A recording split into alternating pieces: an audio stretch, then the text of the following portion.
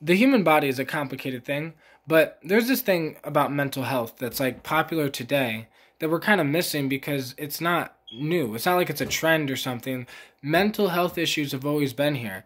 And when I talk about mental health, I'm not talking about like schizophrenia or things like that. I'm more talking about the things that I have dealt with for basically my whole life, right? Anxiety, depression. I used to self-harm. I have a bunch of scars on my thighs. And all of that is past tense. I beat it all. I beat depression. I beat anxiety. I no longer get anxiety, like ever, right? Because I now understand what these things are.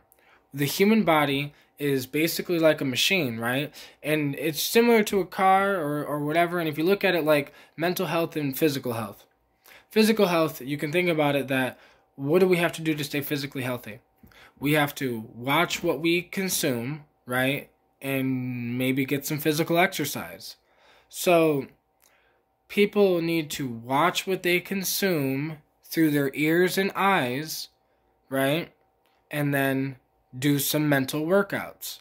And if they watch what they consume through their ears and eyes, watch what they consume through their own thoughts in their head, right? Because my voice in my head is under my control completely. I'm not under the control of the voice in my head. The voice in my head is, it's up to me to decide what that thing says, right? Or what I allow that thing to say.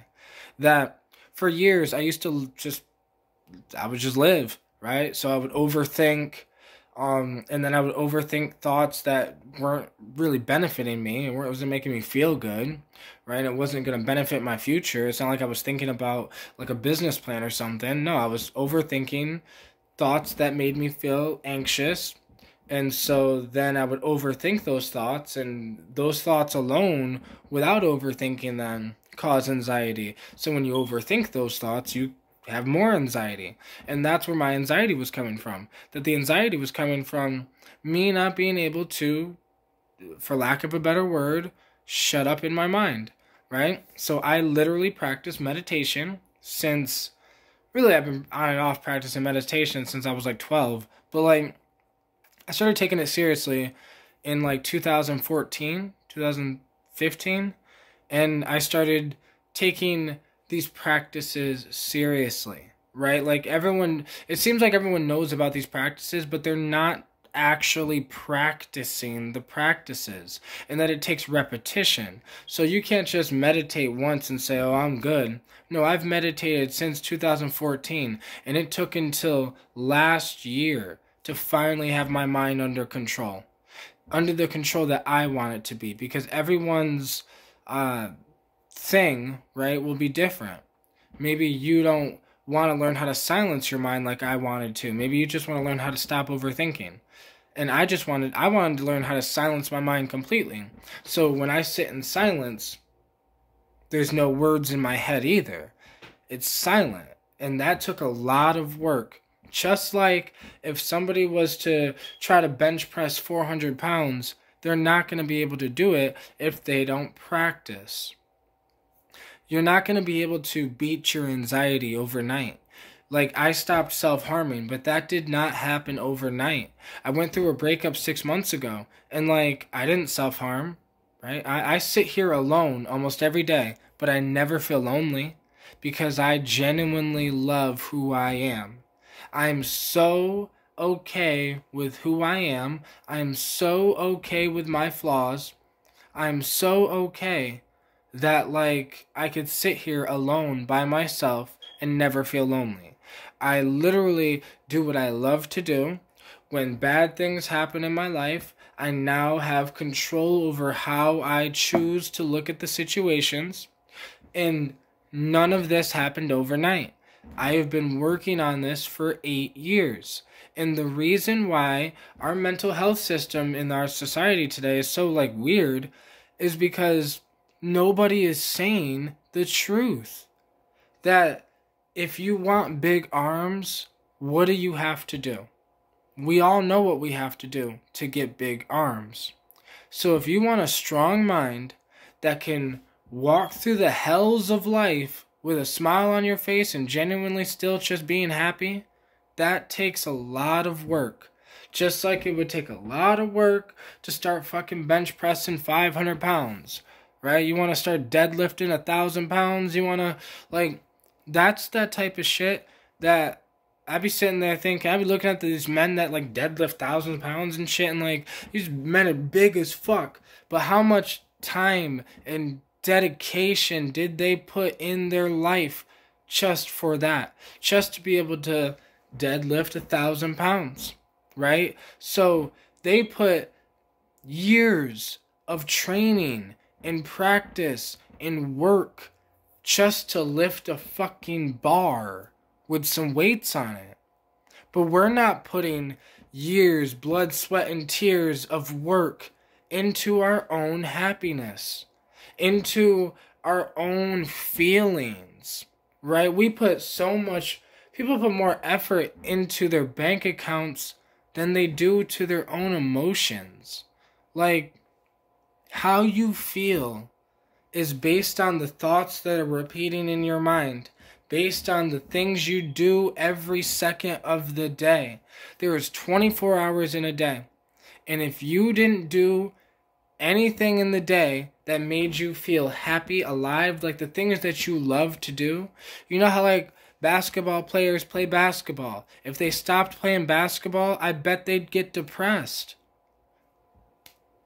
To me, this is just a thing where you got to figure out who you are, and, like, because I can't help anybody get rid of their anxiety or depression or whatever. All I can do is sit here and try my fucking hardest to explain to you how I got rid of mine, how I freed myself from the ideas of this society. It's their ideas, not mine.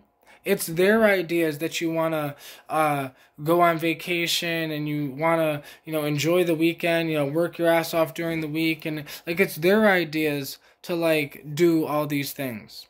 My ideas, right? My ideas is just to be me.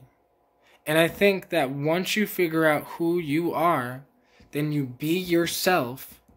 Your anxiety, depression, all these other things that humans deal with, I think, like, these are warning signs. Like, your body is trying to tell you something. The human body, like, there's two things in this thing. There's you and the body. Consciousness, ego, right? The ego and consciousness, yin and yang, your mind and your physical fucking meat brain and your meat machine that your mind is inside of, right? Because if you dissect your brain right now, you're not going to find your thoughts. Your thoughts are not in, like, you might be able to listen to this and watch this video, but, like, you're in a machine that's allowing you to watch this video, and you need to take care of your machine, physically and mentally, right? I think it is more important for men to work on their mind than it is to work on their body. I think it's more important for men to look at men like Buddha, right? Meditation, spiritual practices, right? Spiritual journeys, things like that help you gain more purpose in life. Because, like, when you're doing the things you love to do every day, right? If you spend hours a day doing the things that make you smile and laugh, it's going to be hard to get depressed. Like, you're going to forget to be depressed because you're doing something that you enjoy. I think this is all about figuring out what you want to do with your life. And, like, your soul can feel it. That's why the anxiety is just there all the time. Your soul can feel. Like, bro, when you were 15, you used to paint paintings every day. And now you work a job that pays $10,000 a week. So now you're like, I don't need those fucking paintings. I make $10,000 a week. But then you're losing yourself. And your soul can feel this. That you're not being yourself. That you rocking jeans and rocking those fresh yays because your homies do. And then you go home wondering why you don't feel like you. Because you're being influenced by everyone else around you.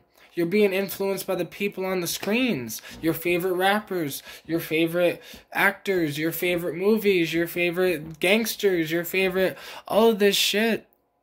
And it's awesome. I love people. I love gangster shit. I love gangster movies. I love like whatever. But I don't. It's not. There. I know who I am. So therefore, the outside world is just entertainment to me. It's not like I'm going to hang out with a bunch of thugs and I'm going to become a thug. No, I know who I am. I'm always going to be this forever. But that's why I don't have anxiety anymore. Because there was a time, a lot of y'all who grew up with me, there was a time where I was not like this. There was a time where, like, I don't say the word nigga, right? I never say the word nigga. That word is now weird for me to say. So it's been like 2-3 years since I've said that word. I've removed it from my vocabulary. That was a choice that I made because I said this is not me. Right?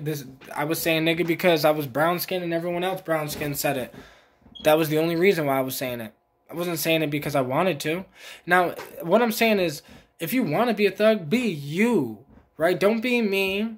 Don't be the guy on TV. Because the way that you could free yourself is to be yourself. And this will free up some of these feelings that people feel. People feel so anxious and depressed, and it's because they settled for a reality that wasn't even meant for them. Like, your soul can feel what is meant for you. So listen to your feelings. It is a language that is trying to be understood. Feelings are so misunderstood in this world because people look at sadness or depression or anxiety as like a disease, when really it is a language that needs to be understood. You need to learn how to speak feelings so you can understand your feelings, so then you can figure out what they're trying to tell you, because they're trying to tell you something. And what they're trying to tell you is to move, right? Like, I just went through some shit the other day, and I had to move and think and figure something out and then do the actions that I was thinking. And it's so fucking hard, but I know in the end that it'll be worth it. But like, that's like, I understand that I have to do something hard today so I can feel joy tomorrow. Like real joy, real happiness. Not the fake happiness that you get from being high. Not the fake happiness you get from hanging out with your homies. Not the fake happiness you get from going on vacation or like going or buying a car or buying this or buying that. Like all of this shit is people trying to give themselves a feeling that they could have already gave themselves. Feelings don't require money. They don't require things. People buy the car so they can look a certain part, so they can feel a certain way, right? People want money for power so they can feel powerful. Well, why the fuck don't you feel powerful already? Like, we are the most powerful beings in the universe. I don't think people understand this, but the human being, this human meat machine, is one of the most valuable fucking machines made by God, right? And we're not using it correctly, so therefore it's not working correctly. If you eat garbage, you will become what you eat. If you watch garbage, if you listen to garbage, you will become what you watch, you will become what you hear. People sit there and listen to, like, I don't know, they fall into these thought loops, and that's what you got to start catching yourself. What thoughts are you allowing yourself to think? You have to put yourself on check. You know, if you're a grown human being, if you're over the age of 18, that means it's time for you to start parenting yourself. And you got to start saying you are not allowed to think that way, right? Because that was what I first had to do. 5-6 years ago, I was still in the middle of like, you know, nigga this and yada yada, but I was still looking at myself saying, well, I don't feel like me. So I still had anxiety. I was self-harming back then because I wanted to look like a certain thing, but I didn't feel like how I looked. So I would go home and want to cut myself because I was so sad, but I didn't want to cry because I have to toughen it out. And it's like, this is what's fucking our mental health up. That like, if we're ignoring the natural, just what is.